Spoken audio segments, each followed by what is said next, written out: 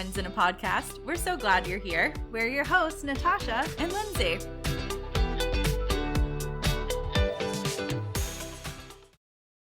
Hello, friend. Well, hello. It is a wintry day today. I don't know about where you're at, but it snowed and rained all day. And Yep. yeah, it's snowing currently. And outside. it's so cold. And when it's cold and wet like that, it's the kind of cold that gets in your bones. Yeah. And then you can't shake it. And like I'm holding a cup of coffee and I'm under a blanket. So Yeah, fair. I'm under my taco blanket and I have my heat on 70. But it is kind of a cozy day, though. I like it. It is. I'm cozy as well. And I like that feeling. So it's all good. I know that when it's cold like this, it's hard to get motivated. I don't know about you. I feel like isn't it chameleons or they don't freeze, but they go into like hibernation so that they don't move until they get thawed out. That's how I feel. Like until the sun comes back out, I am frozen in the tree. This time of year is literally my favorite because in Florida, where I grew up, iguanas fall from the trees in the wintertime and you think they're dead because they're just all over the ground and they're just upside down. Like, it's awful. But there was this one story one time, and I don't know if it was true or not, but I'm hoping that it was. This woman supposedly collected 160 iguanas that had fallen from the trees in southern Florida and put them in her house to thaw out. And then she had like rogue iguanas in her house from the wild. And I just imagine the chaos that erupted in her living room. I have so many questions about this. Who's going to go deep with saving the iguanas? Because a lot of people think they're dead, so they bury them, which is really sad. Or, they dispose of them. So good on her, saving the iguanas. But maybe she wasn't from Florida and didn't know that that's what happened. So I don't know. Again, I just like leave them there.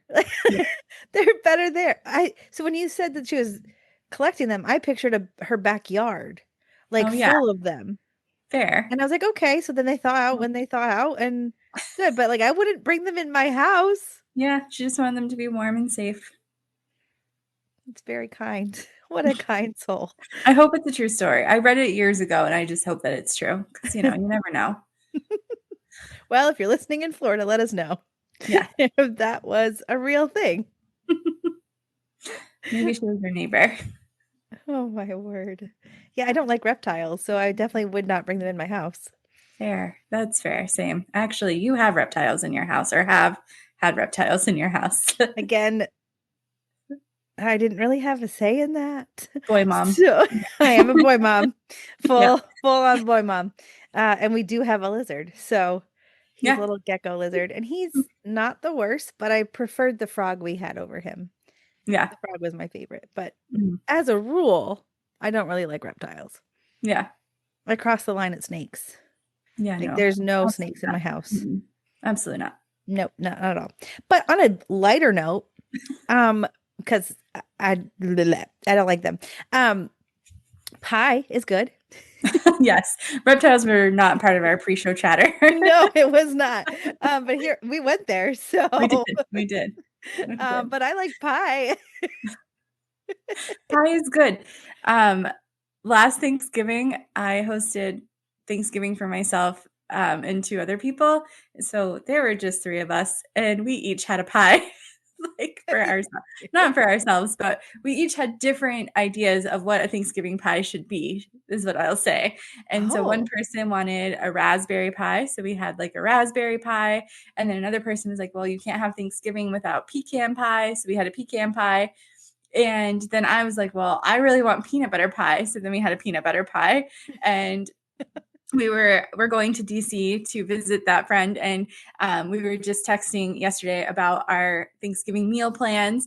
And I think that we quickly decided we were going to do our typical rotisserie chicken, roasted vegetables, and green bean casserole. But then the conversation came about pies. And they were quickly like, I don't think we need 3 pies. And I said, how dare you? What do you mean we don't need 3 pies? But what's your favorite Thanksgiving pie? I do like fruit pies more than like cream pies. Mm, Um, what is my favorite pie? I just like them a lot. I like apple pie is good. I don't like store-bought apple pie. I will say that. I grew yeah, up it has eating my mom's homemade pie, mm, and I remember the first time I ever had a store-bought apple pie, I didn't realize that there was a difference until I ate it, and I was like, "Oh, no, thank you. I won't be eating yeah, I pie know. from like a Sam's Club." And I don't mean that to be snooty. I'm just saying they're very different. And Mhm. um but I do like blueberry pie. And one time I went to a wedding, and instead of having a cake, they had pie, Mm. and they cut into a pie for their first thing, and they just had the table full of like, I don't know, 12 or 15 different kinds of pie. And I thought that was the cutest thing because I'd Yeah, never seen it before. And in my opinion, pie is better than cake. So they did I it. agree 100%. If I ever, it will be pie, not cake. Absolutely. Pie Yeah. is way less disappointing. Like yeah, I don't like frosting. So 9 times out of 10, I scrape it off. Most of the time, pie feels like not pie, cake can be really dry or it can not be dry, and it's really hit or miss. Yeah, And I feel like you have less disappointment with pie. it's true. It's true. Yeah, the only cake that I approve of is tres leches cake. That's it. Same. That is the only one. And actually, my husband makes it really well. And so, usually around my birthday, I'll ask him to make it for me because it Mhm. is pretty labor intensive, but it is so delicious. So good. Yes. So, so So, good. but So, pie yeah, all the way. yes, I Mhm. agree. I also like strawberry rhubarb pie. That's a really good That's one. my favorite pie. It's Hmm. not my, okay. I am a seasonal pie person. So, fruity pies like mixed berry pie, strawberry rhubarb pie, summer pies. I like them in the summertime, but I just when it comes to Thanksgiving, I don't know if I wouldn't call it a heartier pie, but like I like apple pie because the cinnamon kind of plays into the festive holidays. Yeah. But I typically go for like the pecan pies or the sweet potato pie or pumpkin pie. Like I grew up on those, so I Yeah. think in my head those are the Thanksgiving pies. Last year the peanut butter pie was an exception. I just was hyper fixation for me. Yes, I get Yeah. it. So I saw a reel earlier this week, and it was um talking about how our generation, we got really good at creating boundaries, which I think is really important. Um, but I'm wondering if we might have swung too far to the other end of the spectrum, because this theme has been coming up quite a bit in the last few weeks for me, just on like different things I've been reading and seeing on social media. Um, and I tend to fall on the spectrum of I think we've swung a little too far. And um there is, it feels like a lot around boundaries, which is true. We do need good, healthy boundaries. But I'm wondering if it's kind of done us a disservice in a sense because now we don't have community and we don't know how to like relate to other people. Um, not and maybe not relate to, but we're not as quick to um maybe open our home or receive someone into our home if they show up or offer a meal. The little things that people used to do all the time. Like you hear the stories of like, well, my grandma used to keep this in the freezer all the time. And if somebody showed up, we would just, pull it out. And like, that's not the nature of how we live anymore. And I kind of want to go back to that because I think that we need it. Like, we need a village. We need people around us. Like, life is quickly going by, right? And there's just so much happening that I think being in a village of people is helpful. But not only helpful, it's good for us. And there's just so many boxes around it. And I feel like we have to jump through a lot of hoops now to have a village. Yeah. So, whenever you're talking about the benefits of it, what are some key benefits that you think a village brings into relationships? Um, yeah, I think when you do have a village around you, there's like this sense of community and family that when you're doing life with people, like everyday life, um, there's something just really natural that happens that is really comforting. Like I'll like for instance, when it was COVID, some friends of ours, we had shared living spaces. So they had a house and we were living in an apartment, but we shared the laundry room. So when everybody went into lockdown, our families were kind of, by the nature of how we lived, kind of stuck together. And as the lockdown got longer and we didn't know from one day to the next what our governor was allowing, um, our families ended up doing a lot of life together. And so we created this community that was, hey, I'm going to make this for dinner. Do you guys want to bring your kids upstairs and we'll put on a movie for the kids while we make this, Or I would text them like, what are you guys doing for dinner tonight? And we'd end up going downstairs and eating with them. And it was really easy because of proximity, right? And I mean, I know that COVID was a different time, so that kind of played into it too. But as we were just kind of like doing everyday life together, there just became this sense of family that we didn't have outside of that. Um, because of, like not that we didn't have families.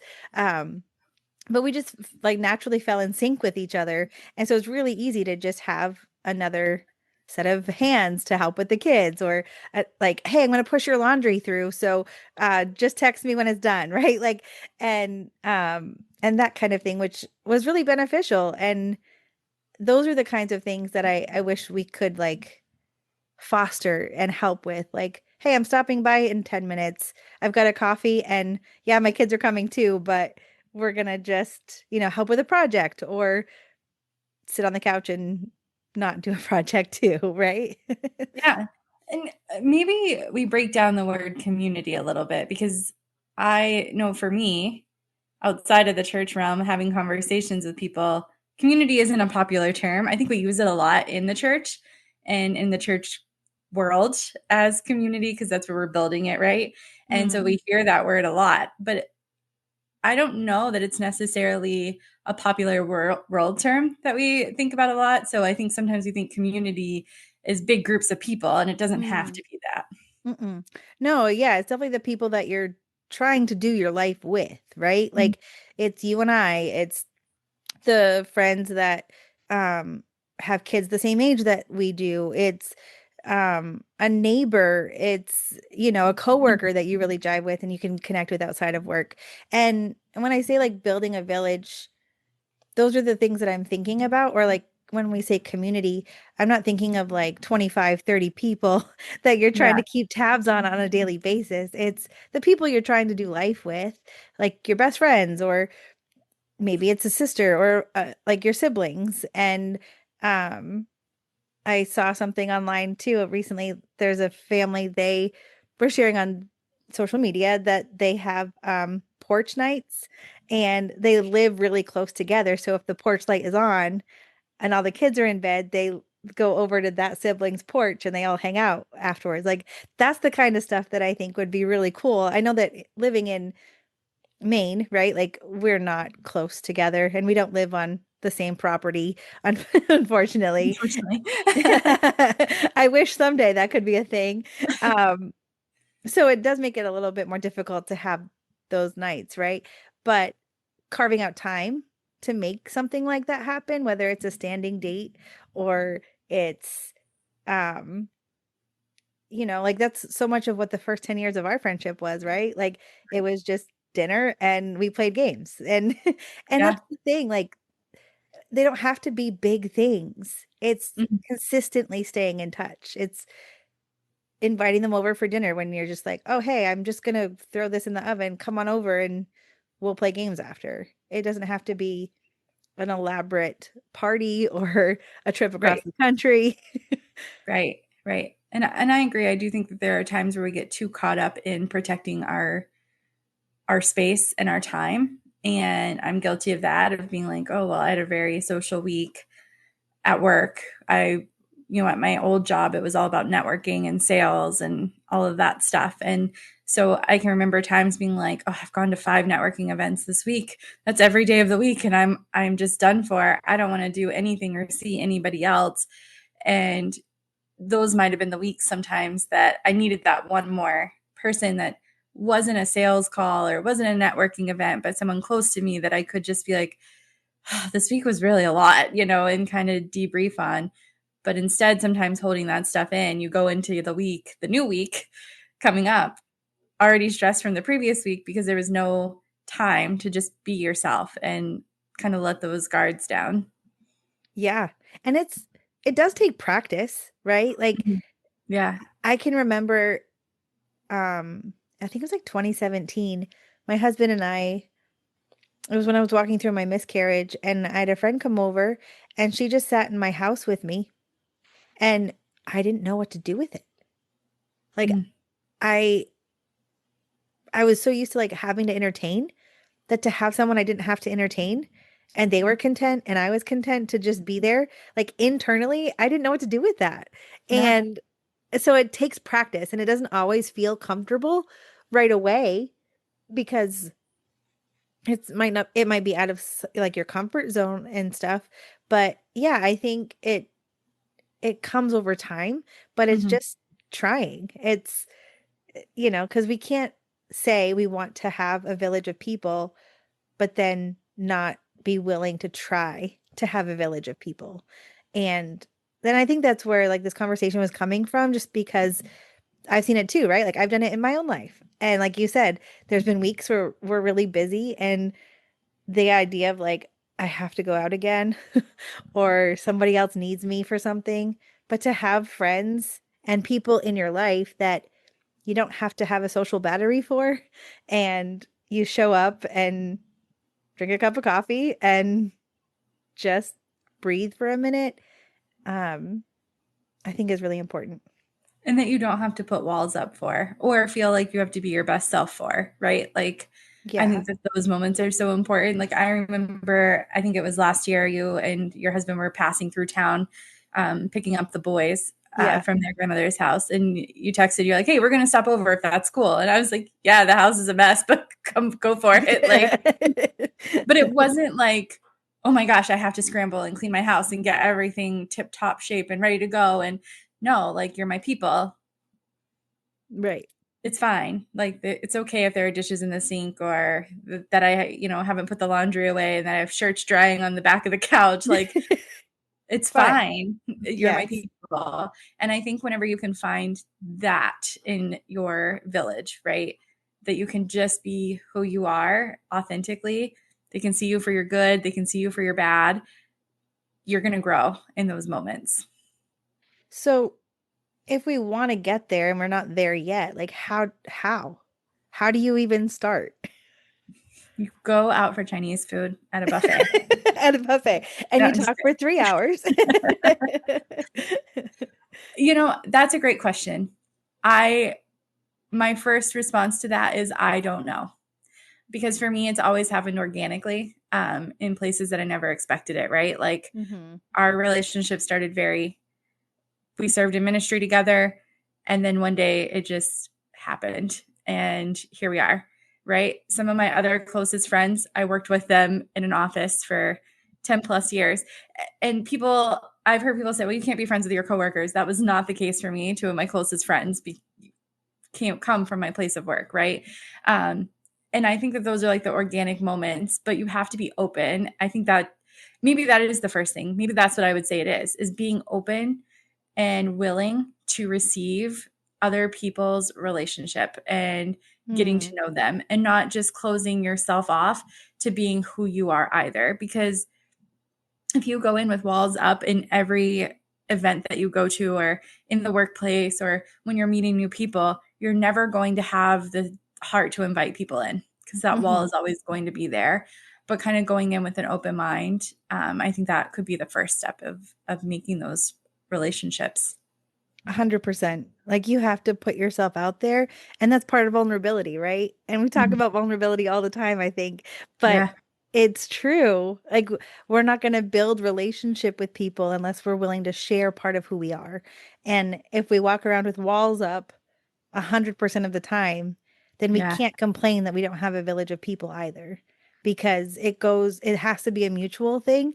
And if we want a village, we have to be willing to participate in the village. You can't Yeah. be watching from the sidelines and then be upset because no one's coming to help you. Because 9 times out of 10, actually 10 times out of 10, the people that respond when you are in crisis are not the people that come out of nowhere. Like you've been building relationship with them so that when a crisis comes, you Mhm. know who you can call on to be like, I need you to come to the house right now, right? Like this is Right. happening, or I'm stranded on the side of the road, and they'll drop everything and come over.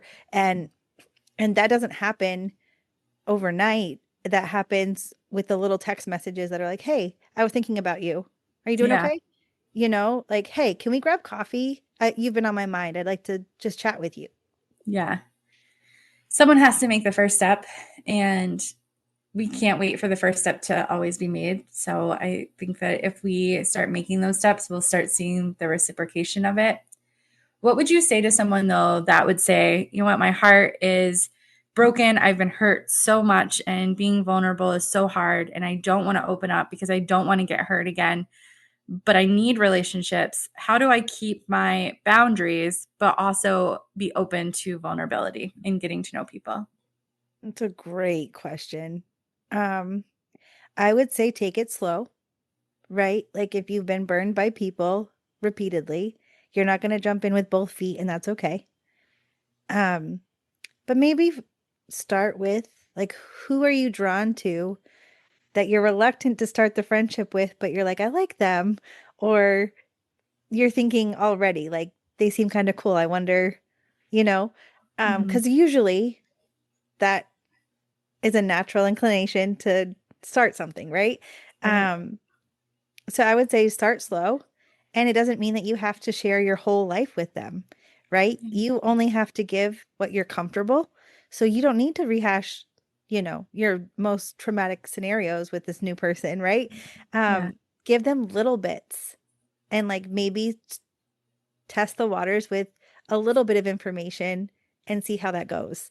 Um, but just take it slow. I would say it takes time to rebuild what's been broken. And unfortunately, if other people have broken something in you, it's going to take somebody new to rebuild it. And so trust that time and that process, because it's not easy. And I can understand that. Um, and we've said it, I think, before, but when you are hurt in community, you can also heal in community.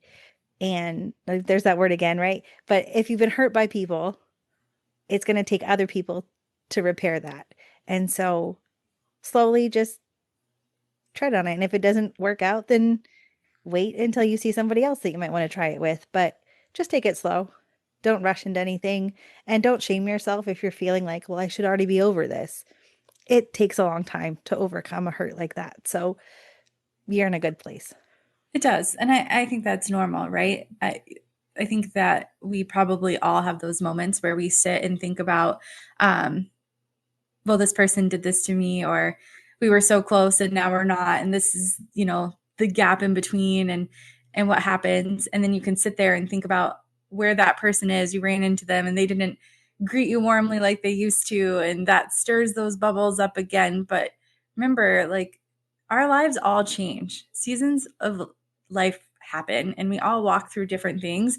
And it's not always about us either, when somebody hurts us. And so I think coming to that realization of, okay, I know that I was hurt, but I also recognize that they were walking through something and it's not all about me. Mm, And that helps put ourselves out there a little bit more. And maybe it's yeah. somebody from your past. Like maybe you have that yearning to reach out to somebody that you used to have community with, and you long to have community with them again because you just drifted apart and life happened. Do Hmm. that.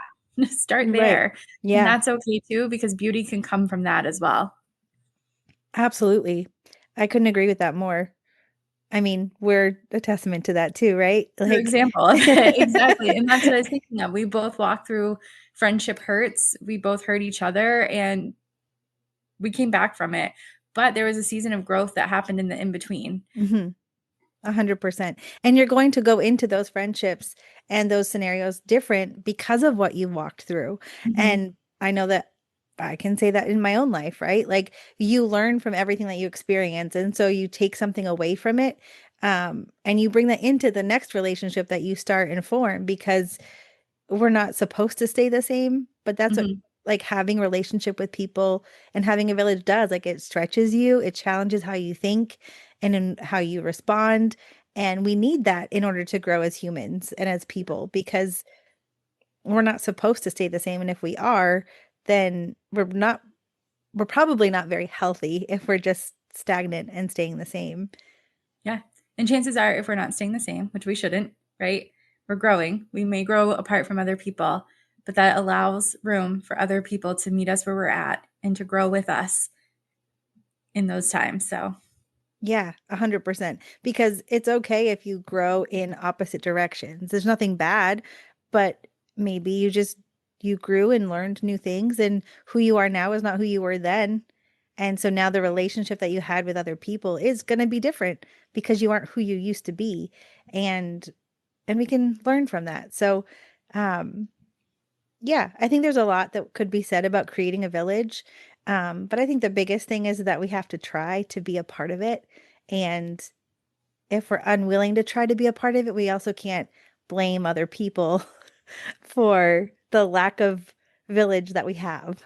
Because if our world view is small, and I don't mean like world view as in like how we think, but like the people that are surrounding us, if that's a small group of people, then yeah, it's going to look different than if we open up our arms a little bit and say, come on in. I want to be a part of your crew.